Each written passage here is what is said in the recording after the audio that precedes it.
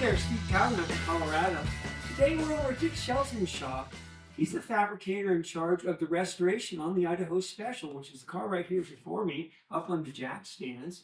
We're in the middle of the restoration, actually kind of getting towards the end of restoring the body and redoing the chassis and updating a number of things on the body and the chassis. But you know, I want to talk real quickly about the history of the Idaho Special. Back in 1954, they made a movie with Tony Curtis, the star, and Piper Laurie, and it was a racing movie. It was called Johnny Dark. This is the car, the star race car of the movie. It was red in the movie. They actually have 3 wildfires they use in the movie. This red car they use the most. Then they have a few scenes where they have a black wildfire in it, which is a stock version of the Woodill Wildfire. And then they briefly show just a body when they're pretending they're building this car in the movie. But this is the star car of the movie, shown in many scenes. But this car was lost to history for many years. Jeff Hacker was looking for this for many years. Couldn't find what happened to it. Reason was because I've owned it for over 30 years. And when I bought it, it had a Corvette windshield on it. Dick has already taken the windshield off this car. But in '55, Woodill decided, let's try to do a few updates on the car. So they decided, what would it look like if we had a wraparound Corvette windshield on it, maybe added a Continental kit and updated a few things like that, maybe painted a more richer color, like a burgundy color, and that they did. And then they put it up for sale, and they sold the car. At the time, things were kind of winding down on some of the production, and they kind of needed the money, Woody did. They put the car up for sale, and that's how it kind of disappeared with the Corvette windshield. Well, lo and behold, Jeff Hacker, doing all his research, he did some digging. He found Howard Miller, who actually constructed the very first car, this car, the Idaho Special. Tracked down Howard, and Howard told him a story about how they had changed the car and updated it with the Corvette windshield. I got a call one day from Jeff Hacker, a good friend of mine for over 20 years. He said, Steve, you know, I talked to Howard Miller. He says, I'm convinced your car is the Johnny Dark car. I said, no, I got the car. I got the factory car with the Corvette windshield. I got, you know, videos of the owner's wife standing next to the car, my car with the Corvette windshield on it. And there's Woody's wife standing right in front of my car in front of the factory. I said, that's my car. And he says, well, no. He says, they updated the Idaho Special with that. He said, what we need you to do is we need you to take a look at the chassis on the car and see if it matches up with your chassis, matches up with the chassis on the Idaho Special. So luckily, there was a nice photo. This was actually a Spanish version of a lobby card from the movie Johnny Dark, but you can see the car's rolled up on its side. So we used that photo there. We got underneath the car, me and Dick did, and lo and behold, everything matched up. The crummy welds, the exhaust cutouts, every little thing matched up on the car. We already had been able to find where the old windshield matched up on the car from the Idaho Special, but this really just nailed it down for sure. This was the car. So where do we go from there? Well, let's decide. Are we going to keep the Corvette windshield on it, restore it that way, or do we want to bring it back to the Johnny Dark days? We decided after talking about it, didn't take too much deciding on that. We restore it back to the Johnny Dark version of the car with the racing windshield, which Dick has already made some nice jigs for on that. We'll be talking about that a little bit later on how he's going to form the new windshield on it, because it is a formed windshield. And, but we're doing a number of updates on this car here to bring it up to a little bit more drivable standards and make it a little bit more rigid, a few things a little flimsy on it and stuff. And we just want to beef up a little bit. But we're going to talk about that in the future, I think. But right now, I just want to kind of give an overview on the car and what we're doing on the car. Might have been wondering when we were starting off the earlier shots of the Idaho Special, what was this sitting in front of it? Well, this is something very unique, almost as unique as the Idaho Special itself. This is a 1955 Woodill Brushfire, not Woodill Wildfire, a Woodill Brushfire. What is a Woodill Brushfire? It's a 5/8 scale version of the Wildfire. What they did At the end of the Johnny Dark movie, Piper Laurie turns to Tony Curtis when they're sitting in the wildfire, and she asks him, "Can we build a small one?" implying that they were going to be married and having a child. How long do you think it would take you to build another X-150? What? Oh, just a little one. It's about so big. I'll start on it right away. I personally believe that that was most likely the inspiration for Woody Woodill to go ahead and build a brush fire, and that they did. And you can see a brochure from the day from 1955 clearly shows the wildfire kit and also shows the brush fire kit here too. The brush fire kit was quite complete, as you can see. Came with wheels, came with the chassis, came with the body, came with the engine, Briggs & Stratton 4-cylinder engine. Here's a publicity photo from 1955 that shows Woody Woodill sitting in the brush fire. Next to him in a full-size wildfire is Robert Stack, a famous actor from the 50s and the 60s. He's sitting in the wildfire that starred in the movie Written on the Wind. And when they were doing the filming of that movie, they took the time out to film some publicity shots. And here's another one with the two of them standing next to the cars in a park somewhere in the Los Angeles area. The car also appeared, the brush fire also appeared in the 1957 magazine, Cars of the World. It had a half-page coverage, as you can see right there. And also got some coverage in an LA Times article. You can also see the publicity photos, once again, with Robert Stack and Woody Woodill sitting in the car. Well, how did I come about acquiring the car? I acquired the car from the Miller family. Howard Miller was the builder of the Idaho Special, and he just so happened he built this actual brush fire that I own. Got a couple of leads. Been looking for the brush fire for a few decades. There's a number of other wildfire owners also have been looking for brush fires, and we haven't found any. I got a lead about a year ago that one might be located out in Utah, and sure enough, it was. And it was with the Miller family. They'd had it all these years.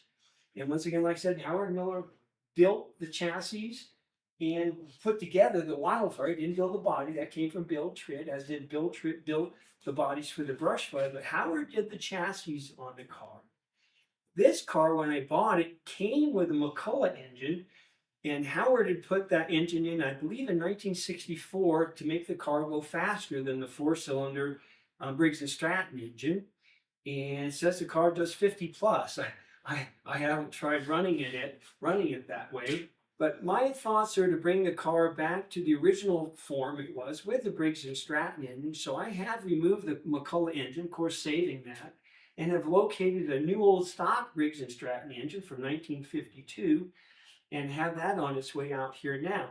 But along with the engine, putting the engine back to the original state, done a couple of smaller other changes to the car. When the car was originally built, it was bronze, and it had a taller windshield, so we cut the windshield down on the car. And we've done a few other modifications to the car, changed around the wheels and put on the moon hubcaps. And then we're making some modifications to the bumpers.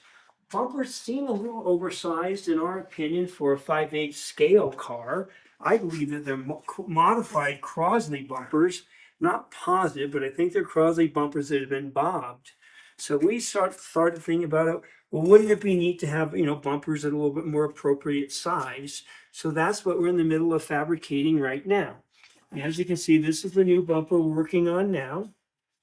We had Tim and Shiloh bend this piece of stainless steel and put this crown in it to give it some rigidity instead of just being a flat piece. And then Dick took that flat piece with the crown on it, turned up on his lathe some custom rollers here so that he could then put this arc into it, matching the arc of the original bumpers here like that. And then on the front, all we have left to do on the front here is to trim the lengths off, because we didn't really care for the way this was sticking out. I've caught my leg on the bumper a couple of different times. So we're going to be moving the bumper in a little bit more.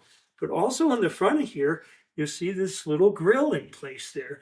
There was no grill at all on the brush fires. They did not offer a grill. Some of them, they'd even cut out the opening on it.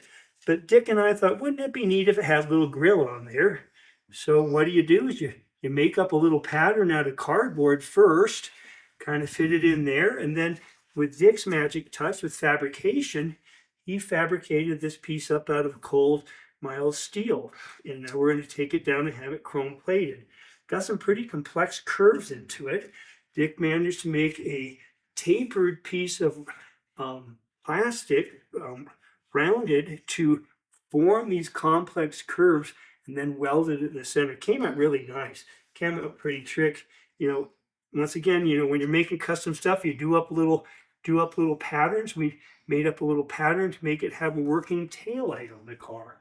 Car had just headlights and taillights mounted, but they weren't functional. These were all rusted up. Had to take these out, completely pull them apart, resilver the inside of the headlight lenses.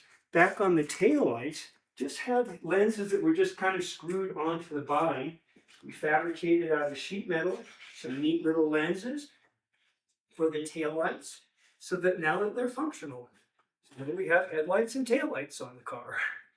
Also on the taillight, that started off with a lens, with a Chevy Bel Air lens. We have to cut off all of this stuff. And then once again, the little custom taillight with 2 bolts goes inside of that.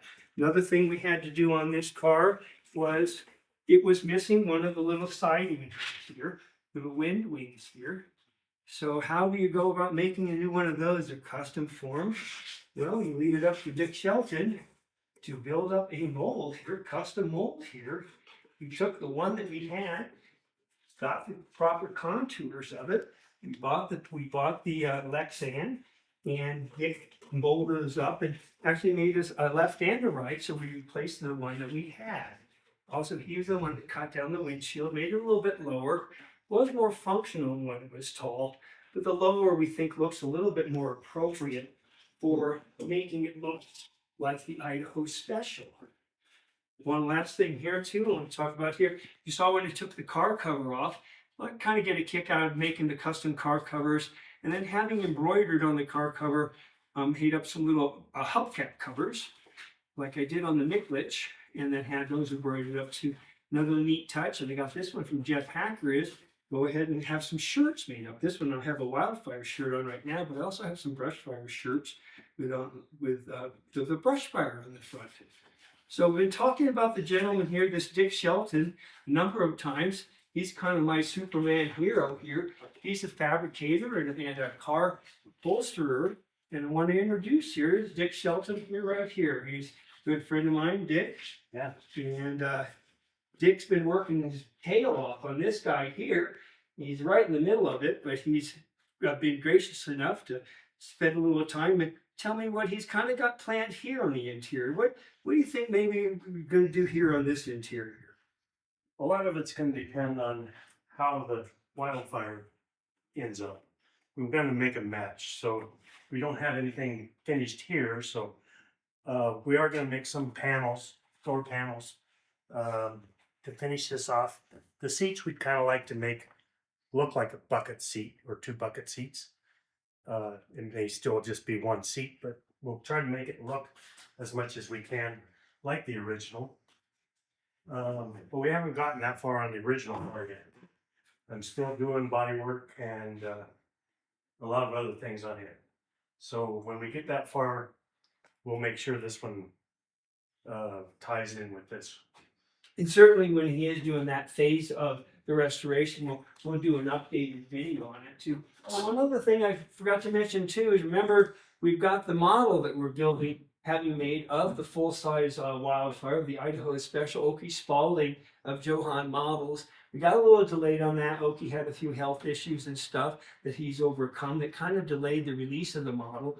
But this neat model box designed by Jeff Allison. Jeff just did this incredible job on this box. And so we're really looking forward to it. We actually have a couple, he has printed out a couple, 3D printed a couple of bodies. He's working on getting things so they match up just a little bit better on that. But we have a couple other things in the pipelines too. You know, I've got Dick lined up to work on a few of my cars here. And one of the cars that I acquired, I don't know if you recall, well, one of them real quick here is the Grantham Stardust. And that one is one of 4 survivors. There's a Grantham Stardust, a white one called the Tomahawk in the movie Johnny Dark. My Grantham Stardust is not the movie car. But I've got, like I said, one of the 4 survivors. It's in pretty bad shape, but we got a pretty detailed game plan on how we're going to bring that car and bring it up to this look here. Dan Palatnik had done this rendering of the car, which I think he does just absolutely beautiful renderings.